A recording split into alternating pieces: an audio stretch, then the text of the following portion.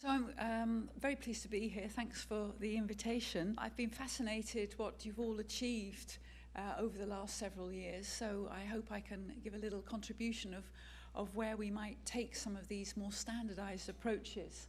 So I'm going to talk about our moves towards developing stem cell-based drug screening, and I'm going to use cardiovascular diseases as a kind of example, but of course you could read into this many other kinds of diseases, of disease modelling. But I would just put some points of warning, given that you might be moving to the second round of this, of the kind of shortcomings we have in these models.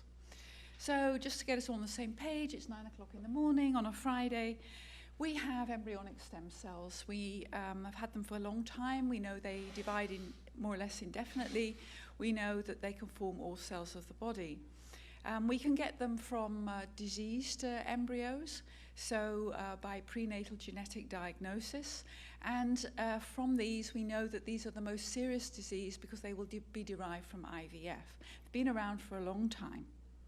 The disadvantage of these cells, though, of course, is you've never seen the individual from whom they come.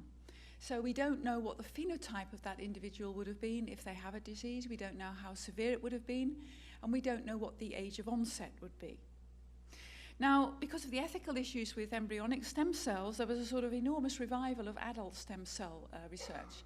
40 years ago, hematopoietic stem cells were discovered. They're routine in the clinic for bone marrow transplantation.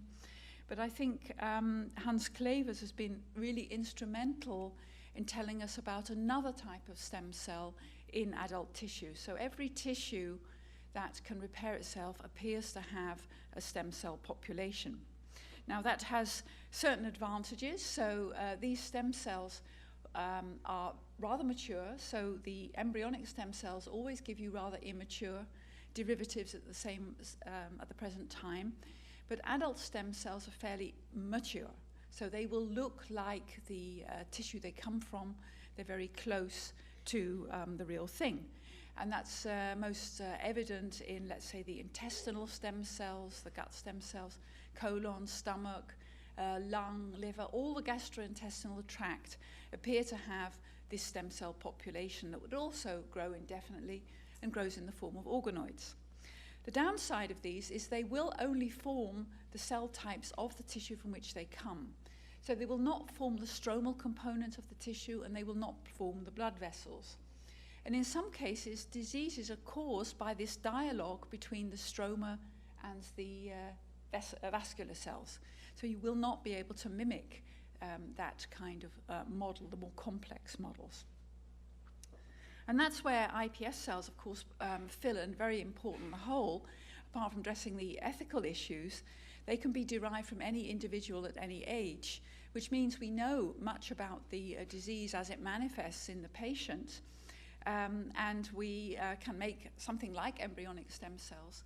Again, they will make the immature component of the tissue, but we can make all of the components of the tissue. And we focus primarily on the iPS cell as disease models simply because we work with diseases which have more cellular components than just the target cell of interest. So this is a sort of overview here. Like I said, we have the iPS cells here that can be derived. Of course, there's been a lot of interest in using these cells for therapy, but this is really, in general, fairly far down the line. We think macular degeneration is going to go ahead. There are about 80 patients now included in trials throughout the world, and some of them look fairly successful, but it is a challenging operation. It looks like Parkinson disease, transplanting dopaminergic neurons is going into the clinic, perhaps even as early as next year. They work very hard to get the right sort of dopaminergic neurons. It's looking extremely promising. Again, in part because the transplantation has already been done with fetal cells more than 20 years ago in Sweden. And we know from the autopsies of those people that later died of other reasons that those cells, the right cells, remain integrated in the brain over that long period. And a third condition is probably or possibly pancreas cells will go in for severe forms of diabetes. But many of the other applications are really quite far down the line, in my personal opinion. So in our short-term applications, we're looking towards disease modeling, pharmacological screening. There are shortcomings to animal models. The brain of the mouse is quite different from humans. The mouse doesn't have all components of the brain that a human does. There's different structure of the stomach. There's a completely different structure of the immune system. The heart behaves completely differently. I'll get back to that in more detail. But it's important to remember that the immune system is a trigger for many kinds of diseases. So that if you don't have the right immune system, you may not be able to model diseases and find cures. And an example is they've worked with a mouse model for sepsis for more than 20 years, but there's still no cure. So pharmacological screening on human cells can be of great value, but also toxicity tests. A reasonable number of drugs are withdrawn from the market because of toxic side effects, and if we have the right human models, we may be able to pick these up. So these are some of the things I'm going to cover. So what are the main problems? There are no drugs for many chronic diseases. Existing drugs don't work in all patients, so people find it quite common. You go to the doctor, gives you a drug, come back in 3 weeks if it doesn't work, and a large number of patients do come back, it hasn't worked, try something else. Would we be able to get more directed and accurate prescription of medicines if we had the right models? And as I said, drug side effects can be toxic. They're actually the 4th leading cause of death. That's something you should really think about. You know, not cancer. Cancer, of course, and cardiovascular diseases are high up, but this is number 4. That's very high. And why is this? Well, there's poor insight to human disease mechanisms. We know a lot about mouse disease mechanisms, but less about human. There's a lack of personalized treatment prediction, and animals are often poorly predictive of humans. And as I said, there are several examples. The heart, the immune system, the brain, the reproductive system, and the stomach are quite different in most animal models. And just to show how iPS models have developed over time, this is a summary we made for the 10th anniversary of iPS cells on the number of papers claiming to describe iPS disease models. And these are all for genetic forms of disease. So the first paper reporting iPS cells from patients was from George Daly's lab in 2008.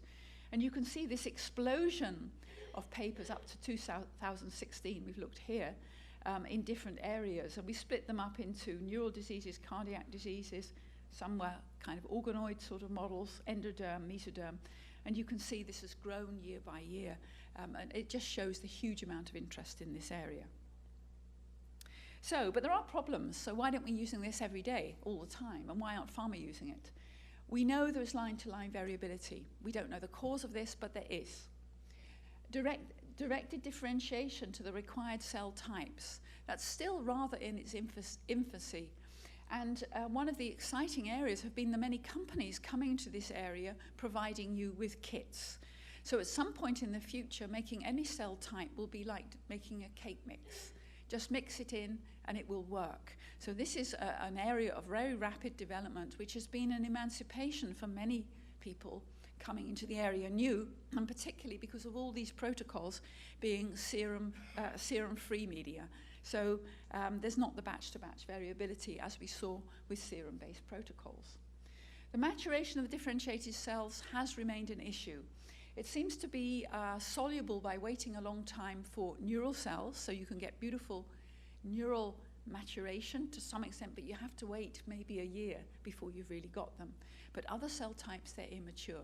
So if we're modeling diseases that manifest in adults or old age, we can't capture all aspects of that.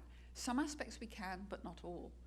And genetic stability. So I think Peter Andrews' group has been pioneering in this area, but there are, of course, many other groups.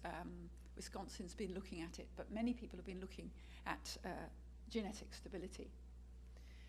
So the solutions could be in defined culture conditions. Maybe we can get maturation and better disease models by making complex multicellular engineered tissues, so microtissues in some formats, and physical constraints. So a tissue is not sitting there passively on a plastic culture dish. It's on a soft substrate, it may be on a slightly harder substrate, it'll be subject to flow, stretch, strain, and stress. This is the things that are often missing. And particularly for the heart, it undergoes cyclic stretch and strain. Could we solve this by electrical or optogenetic pacing over long periods? The blood vessels, there are 60,000 kilometers of blood vessels in your body. Almost every cell touches a blood vessel. But fluid flow through those vessels may affect how the endothelial cells behave, and they are very important. Different energy sources. When you're born, you switch from using glucose to fatty acids the moment you drink your mother's milk. There's a very important change of energy source at birth. Maybe that will help us move forward, because all of the media we use now are high glucose, right? They're like drinking sugar. And maybe certain hormones that kick in at birth will help us in this area. So these are just sort of food for thought, and some of them have been important. Sorry. So how do we get cells to undergo directed differentiation?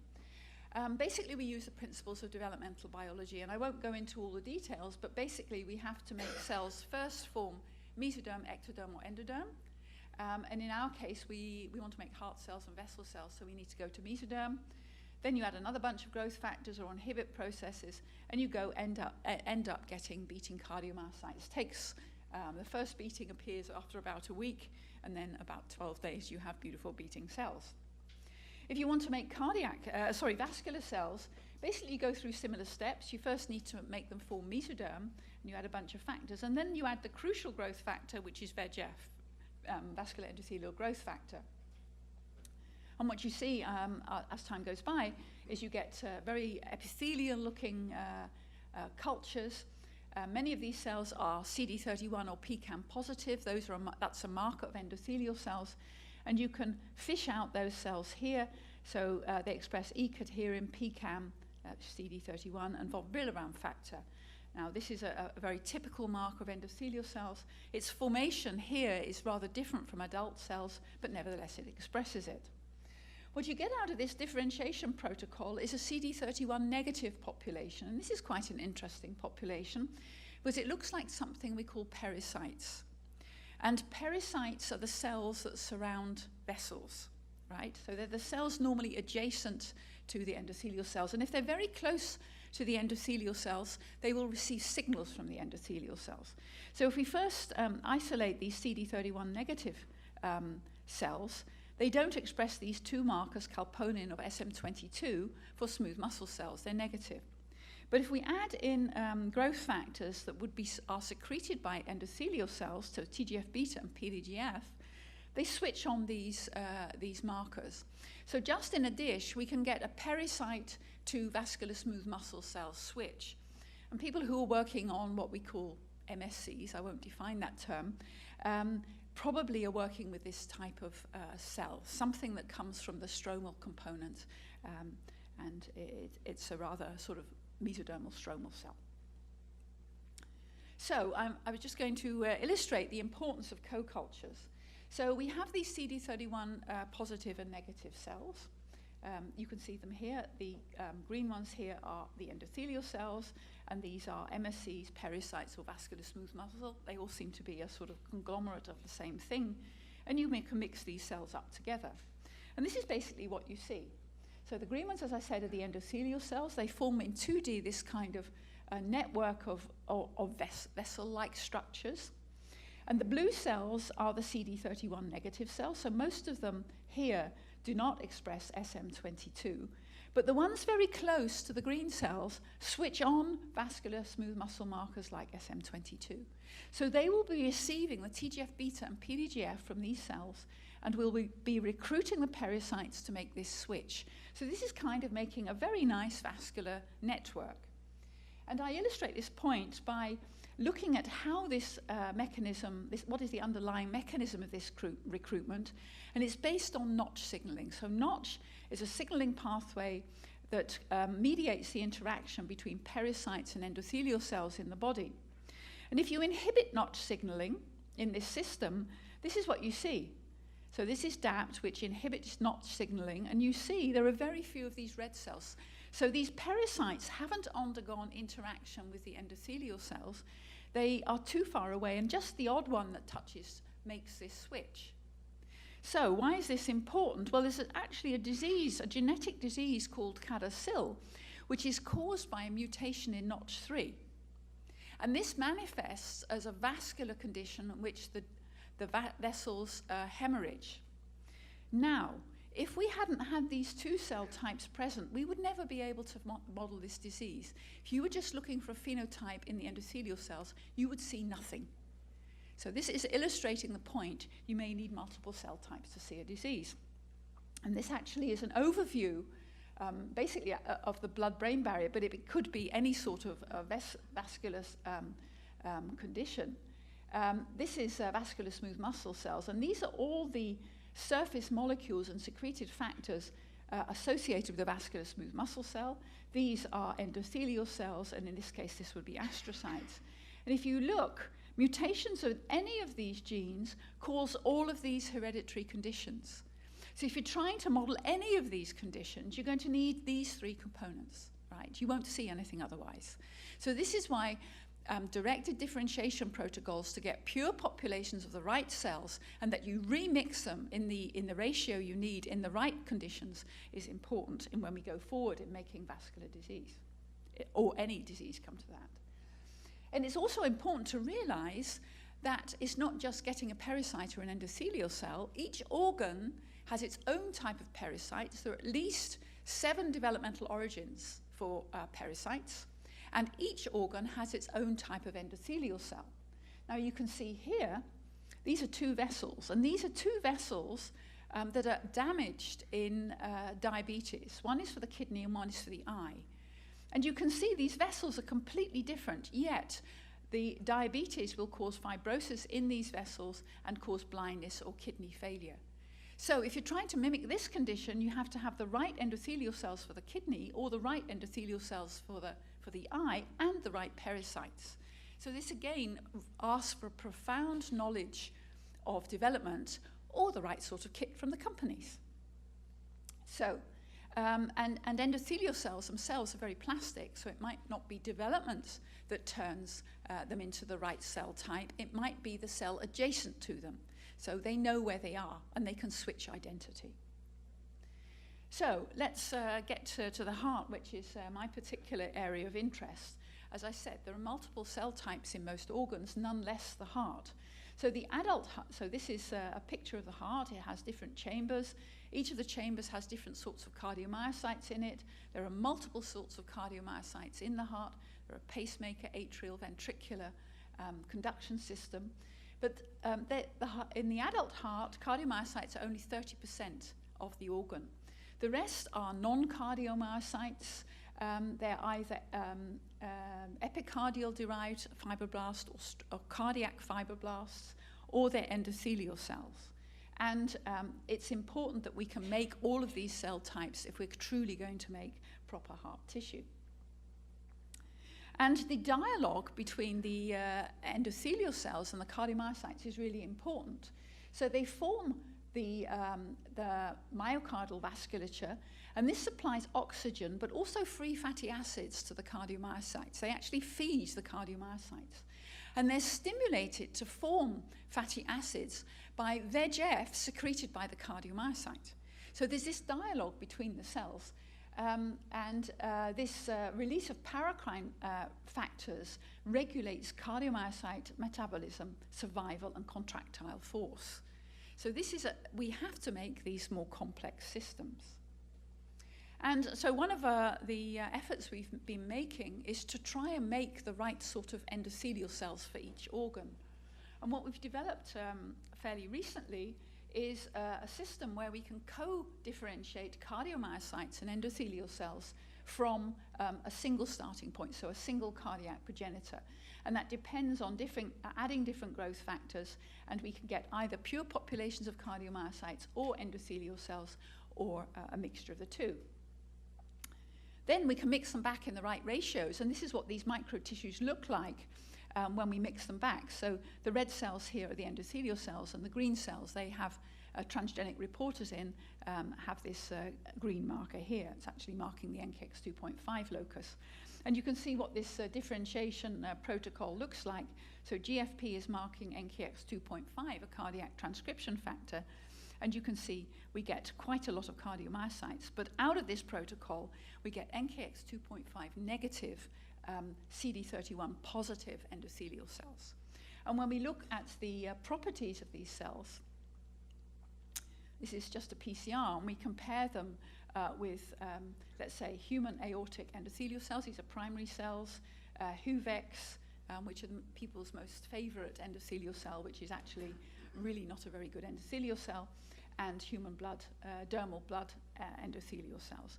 And what you can see here, if you look at the gene expression patterns, and you compare this with true primary cardiac endothelial cells, our endothelial cells from the iPS cells resemble, in terms of their gene expression patterns, very much more the cardiac endothelial cells. And actually, these endothelial cells are really endothelial cells, but they express cardiac transcription factors. And that's true for most organs. So they will express transcription factors of the organ to which they belong, which is important to know. So this is how these microtissues beat. I have to be patient. Oh, yeah, I'm too impatient. So we can do sort of quantitative analysis of how these different microtissues react. So one of the clues is you need quantitative measures. You can't just look at it and say, oh, it looks different, like it's beating differently. You've got to measure something. So we measure force of contraction, action potentials, calcium transients, and many other properties of these cells. And this sort of vector analysis, optical flow it's called, gives you one sort of measure. Now, so as I said, this is how basically development of disease models has evolved. We started, when iPS cells were first around, we started with making aggregates of cells, we call them embryonic bodies, and you get mixed populations of cells. These actually were not too bad, except you didn't have much control over the other cell types were there if they were not your cell type of interest. So in most embryonic bodies have an endodermal component in them, so visceral endoderm-like cells, and you don't necessarily want that if you're making a model for the heart. You don't at all. So then there was a lot of efforts put into making monotypic cultures. Everybody wanted pure populations. So if you had a differentiation protocol, they asked, what percentage of cells do you get? So it went for the heart from about 1% in the very first protocols.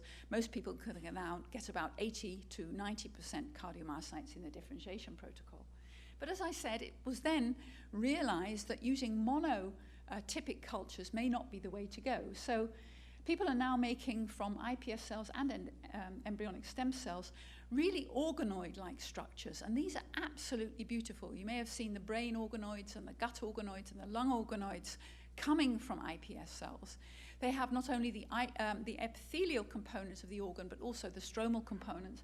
And they're also looking much more mature with these other cell types than just the monotypic cultures. And of course, as time's gone on, people have started towards making engineered tissues and even more complex organs on chip formats to include biophysical parameters that could be changed. And that's where my group is heading.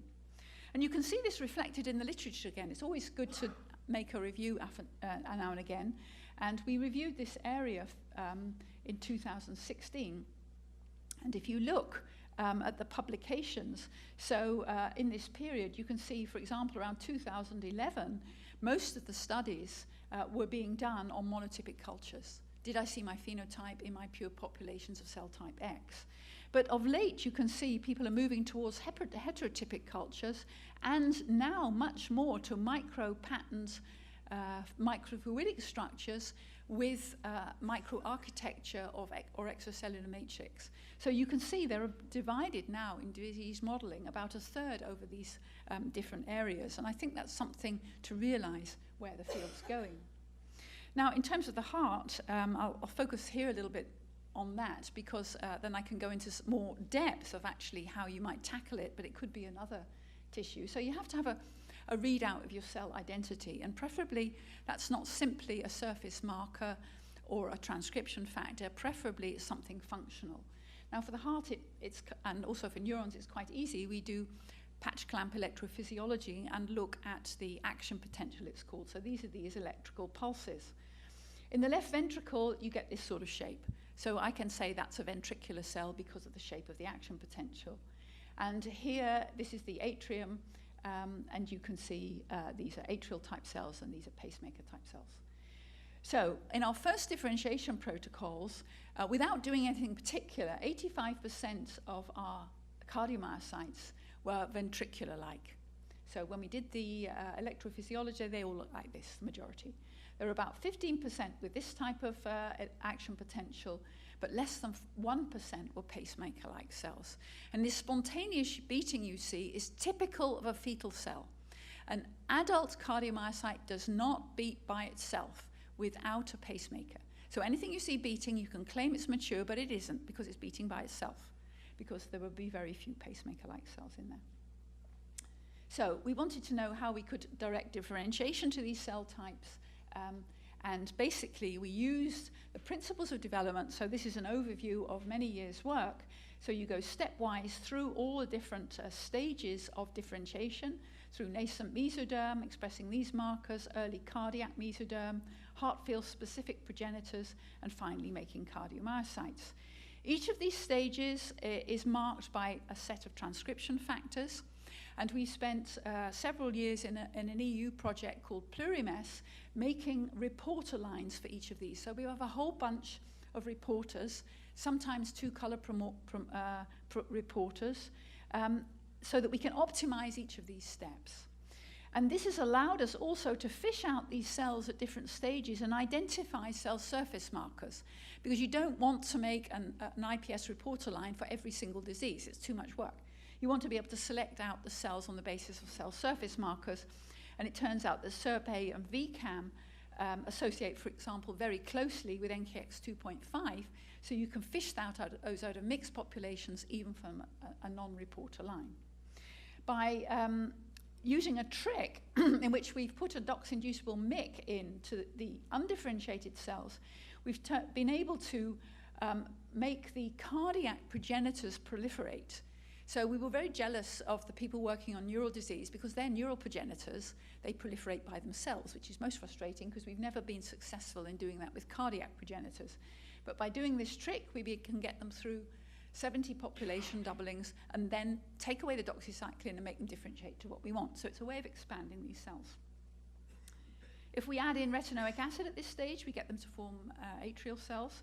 So we first added retinoic acid several years ago. But Gordon Keller's got a recent paper where he added retinol, and that has a much longer half-life in your culture, and his process is rather more efficient than ours. We get about 60 or 70% atrial cells. I think he can go much higher. And what we can also do by starting with these cardiac progenitors, we can add another set of different growth factors, and we can get these to form pacemaker cells. And these cells, we identified podoplanin as a cell surface marker, so we can isolate these pacemaker cells. So this gives us a whole repertoire of diseases we can now look at, and drugs, because cardiac arrhythmia is often caused by an effect on the atrial cells. We can now get these populations of cells and are now testing drugs with some companies that could affect the atrial cells. And it's really nice. They have no effect on the ventricular cells, but a lot of effect on the atrial cells. And the same true, we can now model pacemaker disease of the conduction system. So why are mouse and human hearts different?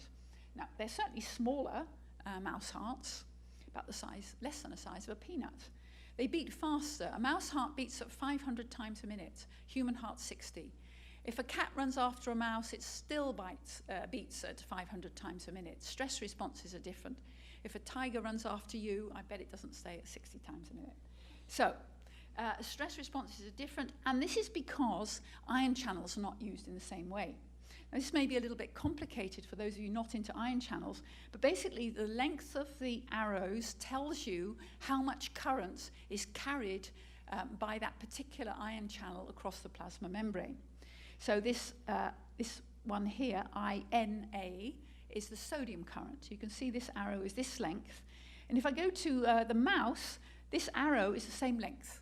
So if I have a mutation that affects this channel or a drug, the response will be seen in the mouse and in the human. So it's a fine. But look at this channel here, this potassium channel. Now, this is a really important potassium channel. It's the cause of toxic effects on the heart in many cases. It causes what we call long QT syndrome. This is what this stands for. It means your heart rate becomes very abnormal. Now, in humans, it's very big, and in mice, it's tiny. So a drug hitting that channel or a mutation hitting that channel, you will see nothing at all in mice. So this is why this is not a good model. And there are many other reasons, but I just illustrate that one as being the easiest. So this is what an ECG, an electrocardiogram, looks like in humans. This is what it looks like in mouse. It's quite different. If you put them on the same scale, you can see this difference in heart rate very, very easily. And what we can do is, with our pluripotent stem cell cardiomyocytes, we can measure a sort of ECG. We put them on these microelectrodes, and they're sitting there beating away, and we measure an external field potential. And this is what it normally looks like. So this is very regular, beating away very happily. Put in a drug that's known to cause arrhythmias, and it goes all over the place. So these sort of diagrams you can quantify. You can quantify these little bumps here. They're called early after depolarizations, and you can measure the distance between the peaks. So this gives you a sort of readout of what this particular drug's doing.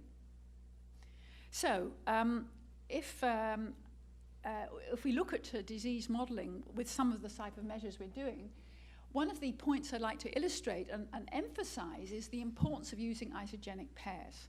So we derived cell lines, iPS lines, from a patient with a long QT syndrome, and we repaired that line by homologous recombination. So this gave us a set of isogenic pairs. And we also took a human embryonic stem cell line in which the NKX 2.5 locus had been targeted with GFP. And then we introduced the same mutation into this pair. So we've got two isogenic pairs. So the only difference between these lines is this particular mutation, as far as we know, because we formally don't know whether there's anything else wrong with the iPS cells. So this is why this was quite a nice control, just to have the one mutation here. So you can ask the question, is the mutation specific for causing the phenotype? And basically this is what we see. So if we look, this is, when we did this study, we've looked at the long QT line, the corrected and the diseased, and what you could see was when we corrected the line, there was this shortening of the action potential by patch clamp electrophysiology. And this is the human embryonic stem cell line, this is the normal, add in the mutation, and there's an increase. So the increase is about the same in both. So we can conclude probably there's no other mutation in the iPS cell, therefore probably no other mutation in the patient. And you can see these quantified here. But one of the things we found quite worrying when we did this study was the absolute values of this here compared with iPS cells and ES cells. So we asked the question, are iPS cells actually the same as ES cell-derived cardiomyocytes or not? So that was a little worrying. And you can see here the values are different. Nevertheless, we went on with this particular study. I'll get back to that in a minute.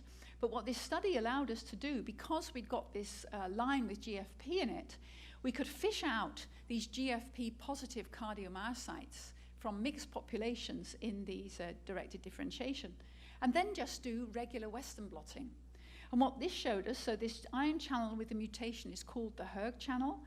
This is the protein on the cell surface, and this is the intracellular protein.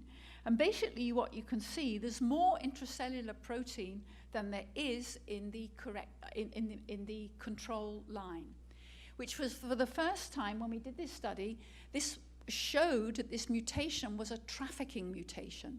So the protein doesn't get to the cell surface, therefore there are fewer ion channels that are functional on the surface of this cardiomyocyte. And this is why the people get sick, right? So this is why they have arrhythmias. So we can now look for drugs in the category that affect trafficking of proteins to see whether we can find something specific to fix it. So this kind of gives us a model. But because of that worrying thing, what was the difference now between the iPS cardiomyocytes and the ES cardiomyocytes? We then decided to go back to the literature. As I said, nothing better than doing a review. So I got one of the postdocs, Lucas Sala, to look in the literature and to find all of the papers in which the action potentials, the patch clamp, had been done in exactly the same way with the exact same fluids in the pipettes and everything the same. And he found 19 papers in which it had all been done the same. So then he looked at the absolute values they reported for their action potential duration. And you can see this whole range of values. So if you're looking at the isogenic pairs, for example, that they're the open versus the closed circles, so patient-derived and the isogenic controls, that's fine. You can see the difference you expect. But if you took a commercial line, which may be up here, you bought the cardiomyocytes, and your patient line was down here, then you're in trouble, because if you think this was a long QT, you say, I got it from a patient. But compared with the control commercial line, it would appear as a short QT. So you'd be totally confused.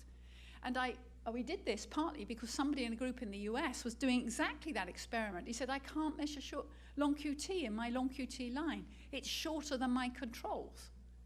I said, what's your control? Oh, well, I bought it. So it's good to know exactly what your baseline is, and this emphasizes the point, I hope, of isogenic pairs. So going back to our model, this is how you can actually use these cells to look for different compounds that may improve and shorten your QT interval. So we did this for several lines. You can see them here. One is a long QT 1 line, and this is a long QT 2. So we've been looking for allosteric compounds that can shorten this QT interval and see how it compares with the genetic rescue. And you can see these compounds here give basically the same sort of shortening as you see with genetic repair. So that's the kind of assay you want, and that's what you're looking for. And you can see the dose response curve here. This is the disease line, this is the treated, and you can see that. Again, you see this difference. So this is the disease line, and this is the control treated with drugs. So you'd think you'd still got the disease. So it's not the absolute values, it's the relative values that are important. So the importance of isogenic pairs may be now evident, but if you look at the literature, what you find is that many papers, so this is the number of papers doing this type of study, most of the papers still take an unrelated control as the comparator. There are a number of studies that take a related family member who's unaffected as a control, but there are still relatively few papers truly taking an isogenic control. And I expect, of course, this will increase. The easier CRISPR-Cas is becoming, then the more chances are that you have to do that. And when you're setting up a study, if working on a monogenetic diseases, we see in the literature now, or the referees' comments say, as a minor revision, compare with isogenic control. So that's a very sobering thought. That's a year's work for most people. Okay, so maturation is still an issue. So one of the things we decided to do was to see whether we could get anywhere doing metabolic maturation. And we used a very simple assay. We looked at the volume. We used a dye for mitochondria, which could give us a sort of reflection of the volume of mitochondria in the cell. And we know when cardiomyocytes form, they use an awful lot of energy, and they have a lot of mitochondria. And if we compared that with the level of GFP, driven by NKX 2.5, the reason for that is even though it's a transcription factor, it's a cytoplasmic GFP. So the ratio of mitochondrial to cell volume in cardiomyocytes goes up over time. And this is a dose response curve with a dye. So we can measure this ratio as a simple measure of the relative number of mitochondria in the cell. And you can see here, when we added a number of compounds, so T3 hormone, IGF-1, and dexamethasone, which are sort of candidates you would want to use, this ratio of mitochondrial to cell volume increases. And what we found was that this was reflected in the action potential. So we didn't do anything with the action potential. We just gave them stuff that would make them metabolically more mature. And I think you could try this for many other cell types. So basically, the action potential went up significantly. So we are actually close to adult values. It's about half the adult value here. But as I said, what we also wanted to do was to look at more parameters and using multi-parameter system. Now, I don't know whether this will work. Might do. But this is a measure, this is a single cardiomyocyte, and instead of keeping it on plastic, we've now kept it on a soft polymer substrate to de-stress it. So this is a single cell. It's supposed to be contracting, but it won't. But this is the calcium, so we load it with a calcium reporter. So this is a dye, Fura2. You can see the calcium going up and down. This is the cell contracting. But what we can also do is on that soft polymer substrate, we can put little beads in and track those as well. So what this allows us to do is actually measure the calcium transient. We can put in a voltage-sensitive dye and measure the action potential and the contraction simultaneously. So this is the action potential, this is the calcium, and this is the contraction, which follows the calcium wave. And if you add in a drug, so this is theoretically what should happen. And when we actually did this in a real live experiment, so this is only done with particular dyes and making movies. Of course, they're very fancy movies and a fast camera, but nevertheless. So this is the control in real life with these cells. This is a peak, and this is the action potential, calcium and contraction. And if we add in a drug called digoxin, which is meant to increase the contraction of your heart, they give it to patients, it's from Foxglove. You can see here, we get this massive increase in calcium and a massive increase in contraction. But we're measuring this simultaneously, not one behind the other. And this three-parameter system we're now using in the context of a Crackit consortium, which is led by Chris Denning in Nottingham. And what we're doing is using different formats of these cells, so single cells, monolayers of cells. Thomas Eschenhagen's in this consortium, so he's using engineered heart tissues, using different formats. We're also using our microtissues that I'll get to. And we're comparing a single set of drugs. So we first did some standard drugs, about 12 compounds, which we knew what they were, and they would be tested, all of us identically, from the same batch that was supplied by GSK, and we got the outcome. And now we're testing a second set of drugs, 28 drugs, doing dose response curves in each of our systems in a common cardiomyocyte, so everybody's using the same cardiomyocyte, everybody's using the same batch of drugs, everybody's diluting them even in the same batch of DMSO. Everything's identical, and our conclusions could be, well, what is the best cardiomyocyte to do these assays on, and which is the best assay? And the best assay is not necessarily the most accurate. We predict, because the engineered heart tissues are far more mature in terms of their features of the cardiomyocytes, but it may be the costs may be too high. You need 800,000 cardiomyocytes for an engineered heart tissue. You just perhaps need a few here, and in our microtissues you only need 30 or 40,000. So it depends. We'll see what the outcome of that is. But this maturation is quite important, because what you see in our metabolically mature conditions, you see this is a measure of the force of contraction measured on these single cells. You can see here the force of contraction goes up. And this allows us to measure a disease phenotype that we couldn't see without maturation. So this is a mutation in myosin-binding protein C3. So heart cells contract because they've got these sarcomeres. And this is a protein that's a component of the sarcomeres. We had a patient, a young boy, collapsed he's 14, playing football near the hospital, brought into the emergency, reanimated, and it turned out that he had a huge septum, a very large division in the chamber of his heart. And we figured out, or the geneticist figured out, he'd got this mutation. He didn't know. Turned out his father had it as well.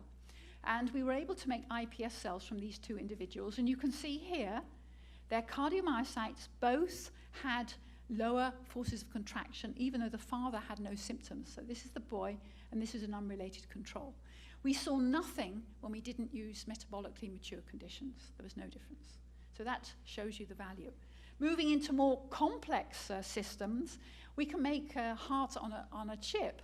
So we can make these soft polymers, we can turn them into microelectrode arrays and actually make them oscillate by a vacuum underneath, which we can make them oscillate at, say, 60 times a minute, 120, whatever heart rate we want.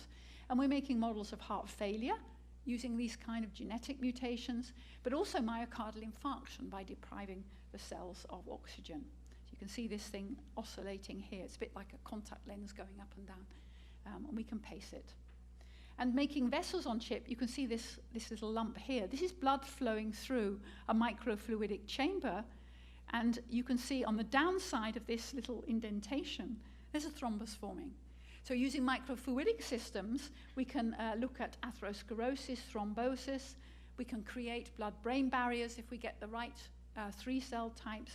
We can look at vasculitis, which is inflammation of the vasculature, and maybe vascular dementia, which is one of the predominant forms of dementia. Not everything's Alzheimer. It looks like Alzheimer, but it isn't necessarily.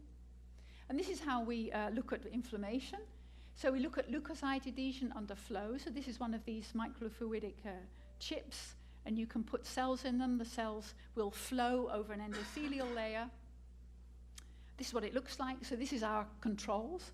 So this is the profile of the different cells in terms of their adhesion molecules. So you can see this is HUVEC. So these different types of endothelial cells from iPS cells, CD31 or CD34 negative, look rather positive, look rather similar to HUVEC. And you can see these here for the other factors. And this is when we add TNF, which is an inflammatory factor. So this is the untreated controls. What you can't really see under here is a monolayer of endothelial cells derived from iPS cells. And these things moving across the top are leukocytes.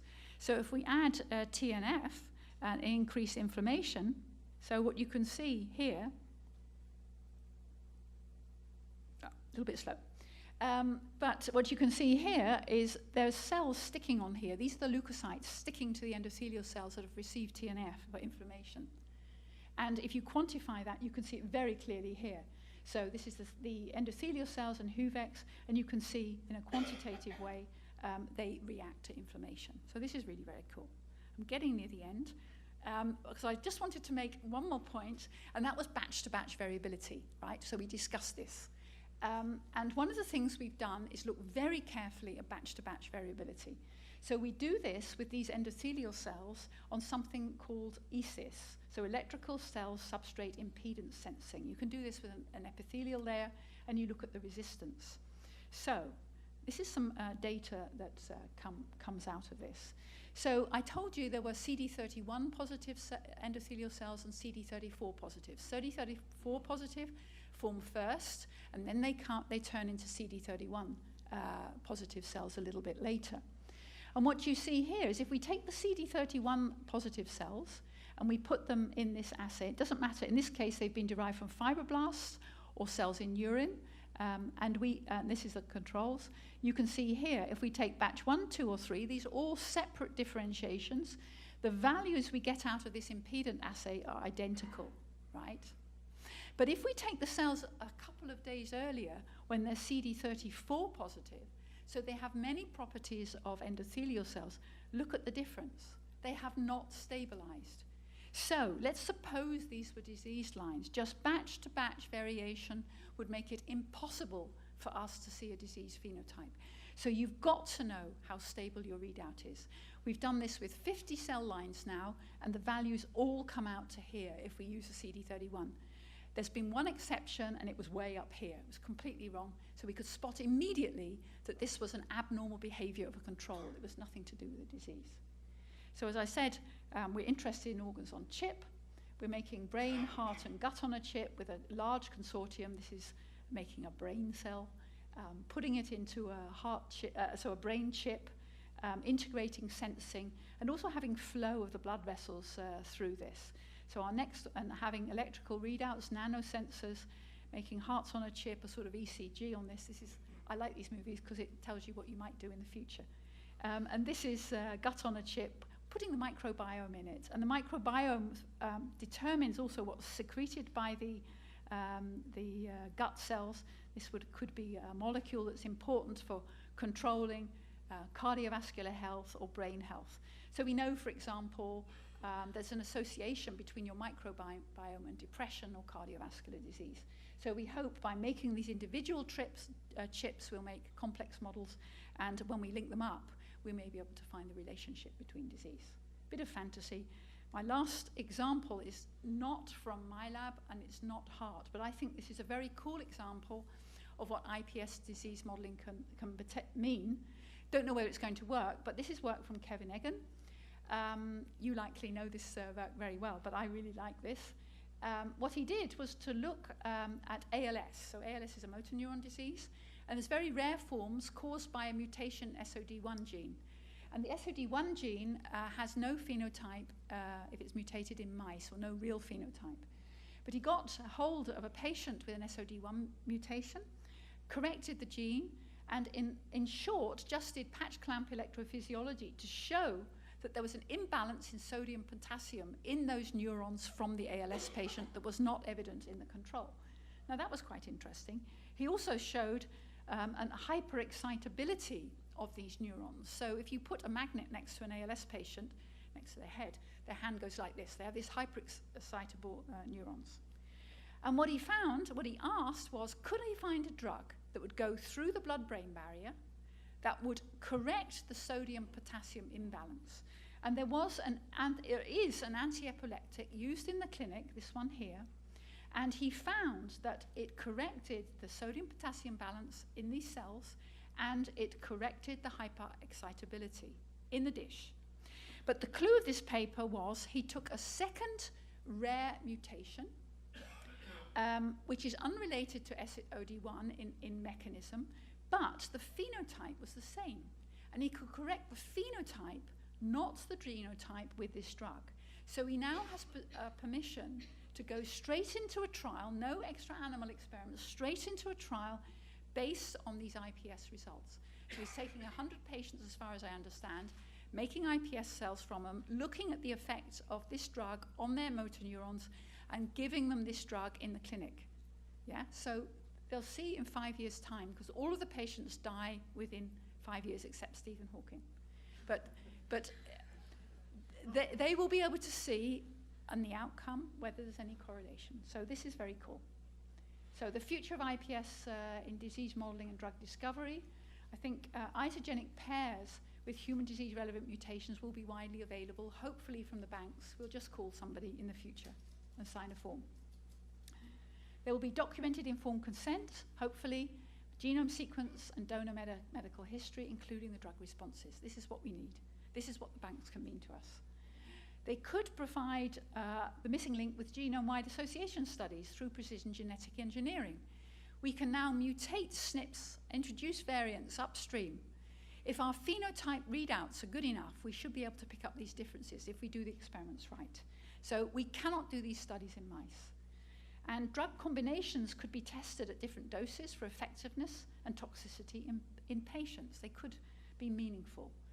And high-throughput bioassays, including organs on chip and 3D formats, will be available or should be developed to look for new drug treatments that delay the onset of symptoms. Reversing symptoms, once they've happened, is hard. Once the cell's gone, regenerative medicine's really hard. But if you can promote the survival of the cell that gets lost or treat the phenotype, then you may be there. So just to acknowledge the people in my group who've done all this work, we have an iPS core facility, and these are the junior PIs that are guiding the PhD students. These are our many collaborators and our funding bodies. And I just like to make a plug for stem cell reports, because we find this really important, this robustness. We ask for robust, so if you report a new protocol for doing X, Y, or Z, we require it to be tested on minimally 3 independent cell lines, and for disease modeling, 3 patients and 3 clones per disease, unless it's a very rare disease or unless you've got isogenic pairs. So just so you know, there's many papers that are not correct out there. So thanks very much.